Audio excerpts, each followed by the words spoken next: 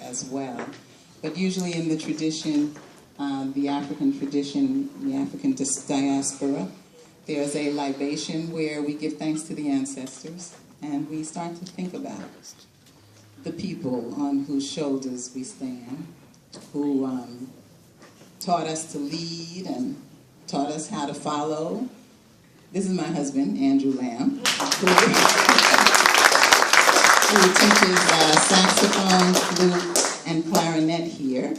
And let's start, should we start with the libation or the dancers?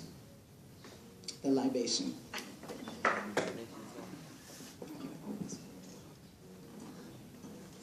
Good afternoon. Good afternoon. It is great to be here, feeling the warmth of the entire family. This is a great and special day. And for all you children, dream, dream, dream, dream. You can't dream too big. And love with all your heart and all your might. And something wonderful will happen. Like something wonderful has just happened here. You can feel the warmth in the building. Today, we pour libation. We pour libation to the spirits that be. We pour libation to the spirits of our ancestors. We shall also pour libation to all those whose spirits that are amongst us. If you feel something warm next to you, don't be scared. Somebody loves you, probably sitting next to you. And someone who probably was here, who worked here, who gave their love, their opinion, who gave their shoulder for a child to cry on. But now they may not physically be here, but they are spiritually with us when we pour libation to them.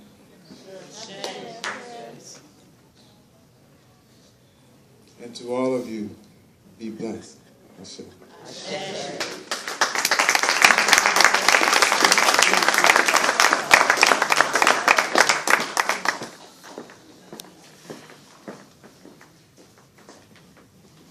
Okay, so we'll get the water as well. I got it, Drew. You got it?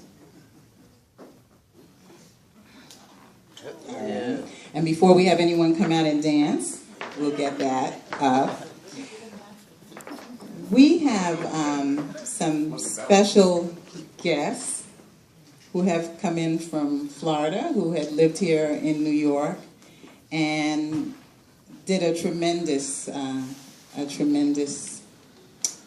blessing that was given to us and the children. We have 51 pieces of African art that was donated to Mind Builders for the education of the community and for the children. And as you walk through the building, you see pieces in different places. And there are several more pieces as well that are still in storage. This art was in storage for 4 years while this renovation was being done.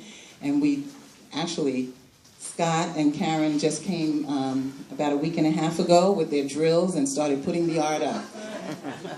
We had some pieces that were so big that we couldn't bring them in. So we moved them into a smaller storage space. But we are so grateful for the opportunity that this art means for us and for our cultural education and for what we'll be. I mean, I see school buses pulling up here. You know, I've seen this for years in my mind.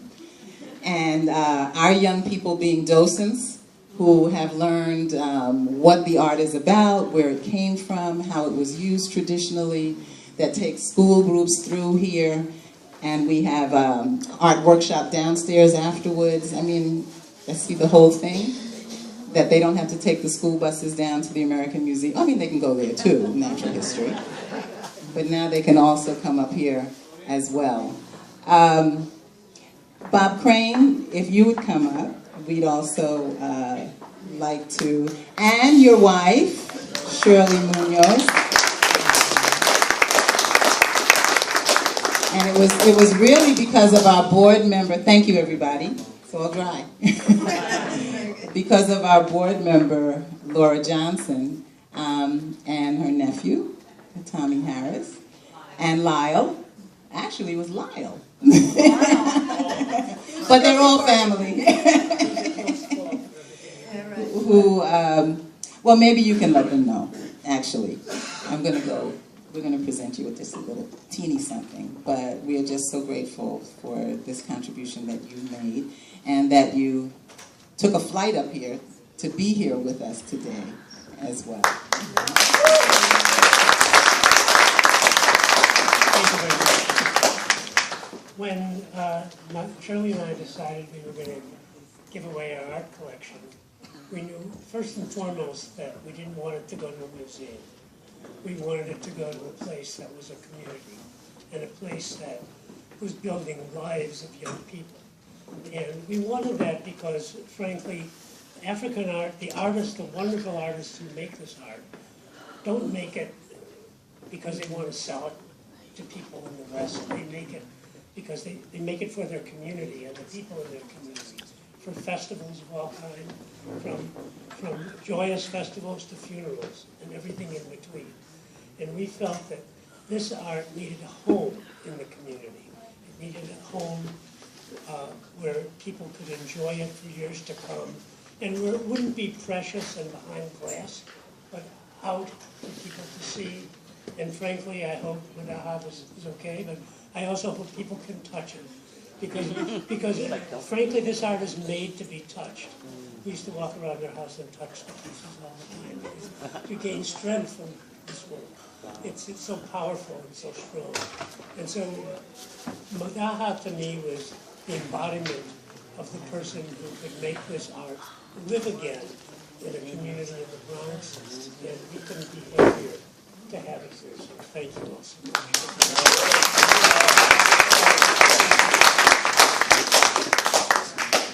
It really fills me with joy, because I think children learn not just from books, but they learn from beauty. And that, you know, to see a school so beautiful and to have the art. And I remember when I was a kid that art meant so much. When I was a teacher in Teacher Corps, I used to go to the museum and drag these placards into the school classroom.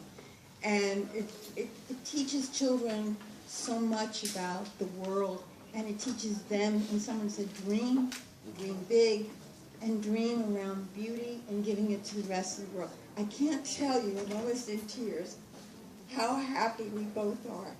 And your dream was, it was like, yes, I see that happening. And so thank you so much for the opportunity. We are thrilled. And we want to be here. This is the place that we wanted to be here.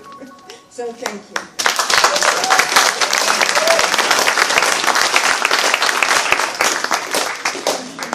And, well, did I introduce Waldo, who's in charge of the music department? Yeah. He's another hand, too. Come on, Waldo. Art Center, Bronx, New York, presents to Robert Crane with sincere appreciation for your gift to our children and community, September 2014. Maybe you can go on a desk, hold some papers. I don't know if you want to take this out. Here you go.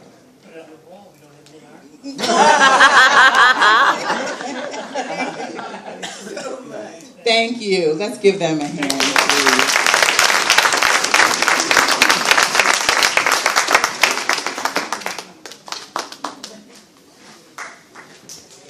And this is only the second time we have met in our lives.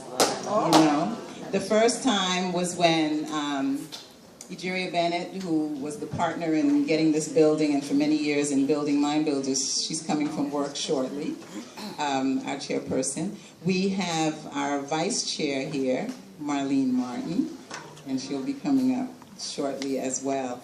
But we came into their house and was wrapping up all of this art and just the vibe, the whole energy.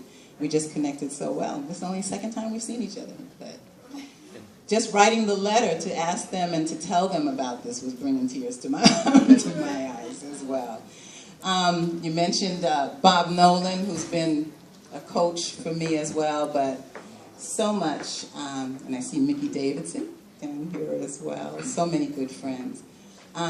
Jim Marley has been, I think maybe no one else here has known me as long, or we haven't been friends as long as Jim Marley and I, going back to 1976, 38 years, 2 years before I started Mind Builders. And Oh, Dolores, yes, she knew me when I was pregnant with my daughter. One other, but Jim has not only been a tremendous friend, but of mine and our family, but of Mind Builders. And we've gone through some tough years, but last year, Jim shook every bush, every person's pocket, every friend and colleague, and has made such a difference in helping us, you know, that lifeline, and the advice, and the contact, and all of that, through thick and thin. Thank you, Jim Marley.